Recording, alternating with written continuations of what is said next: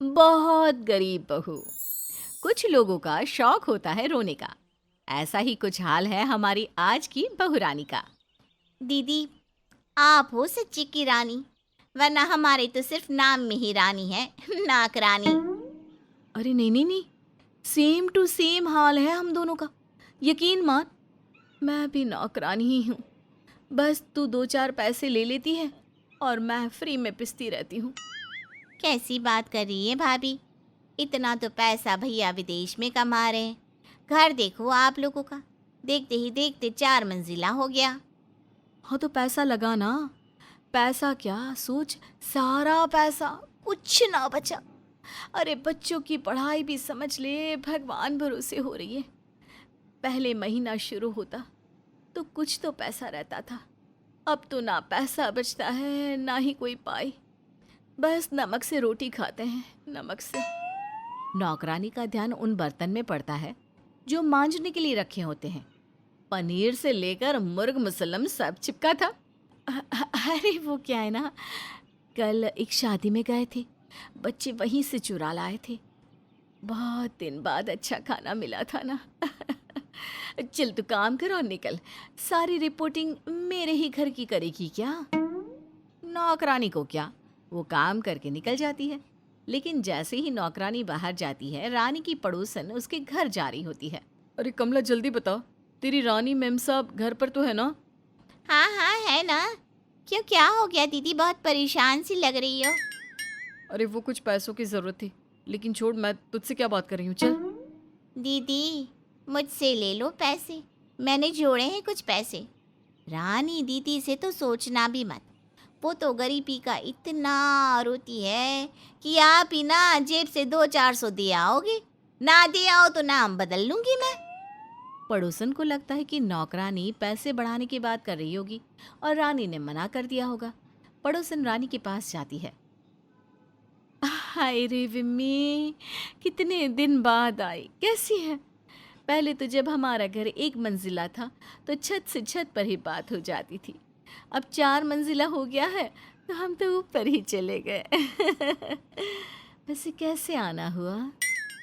अरे देखना रानी, तेरे भैया की कमाई का तो पता ही है ना। बस जैसे तैसे घर चल रहा है। अब क्या है ना, कल लड़की को देखने वाले आ रहे हैं। अचानक से ही प्लान बना। तू मुझे 1100 रुपये दे सकती है क्या? भगवान चाहेगा तो रिश्ता पक्का भी हो जाएगा। और मेरे पास ना इतने पैसे नहीं है कि मैं लड़की के हाथ में पकड़ा पाऊँ। हाय रे विम्मी, क्या बोल रही हो? मेरे पास 1100? अरे 11 रुपए भी किसी अखबार के नीचे नहीं मिलेंगे।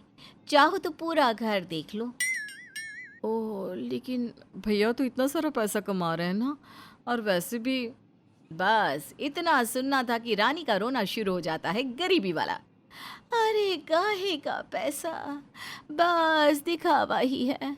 तू तो फिर भी अकेली है। मेरे सर पर तो सास ससुर ननद सब बैठे हैं। अरे जितना कमाते नहीं हैं उतना तो लुटा देते हैं इन लोगों पर। अरे वो तो गांव में रहते ना, तेरे तो ससुर भी जमींदार थे। उन लोगों को तेरे पैसों की क्या जरूरत? अरे कहने को जमींदार है, सारा दिन तो हम ही लोगों से पैसे मांगते रहते हैं। और एक ये है, अरे बीवी से पूछने की भी ज़रूरत नहीं समझते। क्या बताए बहन, अब तो ये दिन आ गए हैं कि घर में एक आलू भी नहीं है। किसी तरह नमक से गुजारा चल रहा है। तभी घर की बेल बजती है। मम्मी, वो पनीर टिक्का और शाही मशरूम आ गया है, ज़रा 600 रुपये देकर ले लो। और प्लीज़ अब रोटी तो बना देना, तुम्हारे आलस के कारण रोज़ बाहर का खाना खाना पड़ता है। विम्मी समझ जाती है कि इस घर से कुछ नहीं मिलने वाला। वो वहाँ से चली जाती है। क्या ज़रूरत थी किसी के सामने ये चिल्लाने की कि क्या खा रहे हैं हम लोग? अरे काली नज़र लेकर घूम रहे हैं लोग। जहाँ किसी को थोड़ा सेटल देखा नहीं कि नज़र लगाने आ जाते हैं। तभी रानी की नज़र सामने वाले की नई कार पर पड़ती है। हाय रे, सामने वाली ने नई कार भी ले ली। आ कहाँ रहे हैं इन लोगों के पास इतना पैसा, समझ में नहीं आता। माँ, तुम भी तो वही कर रही हो ना, आंटी के घर को नज़र लगा रही हो। रहने दो ना। और माँ, मुझे अच्छा नहीं लगता कि तुम हर किसी के सामने गरीबी का रोना रोती रहती हो। पता है माँ, मैं और भैया बाहर जाते हैं ना तो लोग कैसे देखते हैं, जैसे कि अभी पकड़कर खाना खिला देंगे। हाँ तो खा लिया करो ना। वैसे ऐसे ना बोलो ना तो लोग आए दिन घर में घुसे रहेंगे पैसों के लिए। खैर दिन बीत रहे थे। गांव से रानी की सास उनके घर आती है। अरे बेटा तुम मुझे लेने क्यों नहीं आया स्टेशन? माँ वो क्या ना, आँख ही नहीं खुली, अलार्म लगाकर सोया था, न जाने क्यों नहीं बजा। क्यों, क्या तू नहीं जानता? ये तेरी बीवी है ना, बंद कर दिया होगा इसने। क्या? अरे पेट्रोल नहीं था गाड़ी में। अरे अब तो ये समय आ गया है कि कार भी बस दिखाने के लिए ही दरवाजे खड़ी है, शो पीस की तरह। अरे शुभ शुभ बोला कर, सारा दिन पैसों का रोना रोती रहती है। अरे उस ऊपर वाले का करम मान के तू आज ऐसे आराम से रह रही है, वरना जितना रोना तू रोती है ना, कहीं सच में वही हालत ना हो जाए तेरी। सास की दो टुक सुनकर रानी किचन में चली जाती है। माँ दादी सही बोल रही है, तुम थोड़ा कम रोना गाया करो। अरे चल दादी की चमची, लुटा दो क्या सब कुछ, मुझे ना सिखा तू, चल। एक दिन रानी बाजार जा रही होती है कि रास्ते में, दीदी 2 रुपए दे दो, 2 दिन से कुछ नहीं खाया दीदी, भगवान के नाम पर 2 रुपए दे दो। अरे कुछ पैसे नहीं है, आगे जा। ऐसे मत बोलो दीदी, भूख लग रही है, कुछ खाने को ही दिला दो। क्या दिला दूं और कहाँ से कैसे दिला दूं? एक कौड़ी नहीं है मेरे पास, समझा? तो ये बड़ा सा झोला लेकर कहाँ जा रही हो दीदी? अरे सब्जी लेने जा रहे हैं, इसलिए तो इतनी देर से निकले कि कोई सब्जी वाला सब्जी कम से कम दाम में दे दे।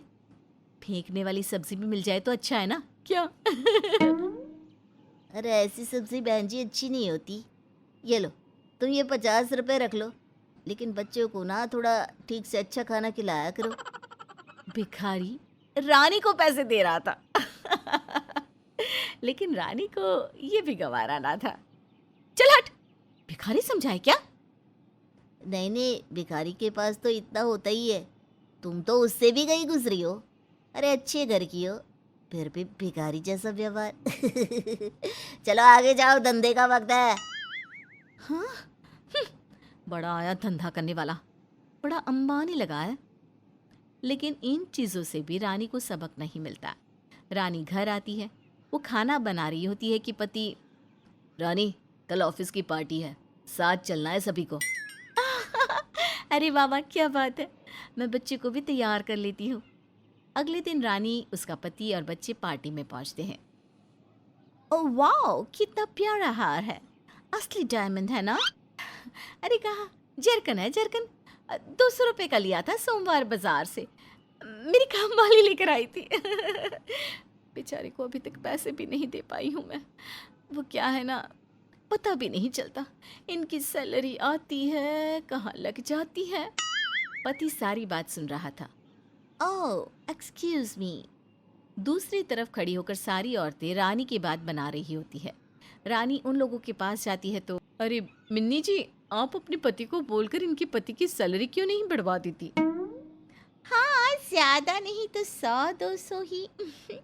कम से कम नौकरानी से तो उधार नहीं लेना होगा।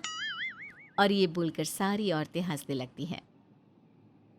अरे इतना तो ये मुझसे ही ले ले, कम से कम नौकरानी को तो छोड़ दो रानी। रानी बस नाम की ही रानी, बाकी तो रानी निकली नौकरानी। सभी के सामने रानी और उसका परिवार शर्मिंदा हो जाता है। वो लोग घर आते हैं जहाँ रानी से कोई बात नहीं करता। अगली सुबह, मुन्नी, ओ मुन्नी उठो, स्कूल नहीं जाना बेटा, चलो जल्दी से उठो। थोड़ी देर बाद वो देखती है कि पति भी घर के कपड़ों में ही घूम रहे हैं। क्या बात है, आप भी ऑफिस नहीं जा रहे हैं? कोई कहीं नहीं जा रहा है क्या? क्या बात है, आज घर में हाउस पार्टी है क्या? रानी को हंसता देख सभी को गुस्सा आता है। क्या ऑफिस जाओ, कल जो तुमने मेरी बेइज्जती की है सभी मजाक बनाएंगे। माँ बाहर निकलो तो लोग गरीबों वाली नजरों से देखते हैं। माँ मैं भी नहीं जाऊंगा, शर्म आती है बाहर जाने में। दादी कहती है कि ऊपर वाले का शुक्रगुजार होना चाहिए। कल पापा को भी शर्मिंदा कर दिया। इतनी मेहनत करते हैं पापा हम लोगों की अच्छी परवरिश के लिए, लेकिन आप। रानी को अपनी गलती का एहसास होता है। वो सबसे माफ़ी मांगती है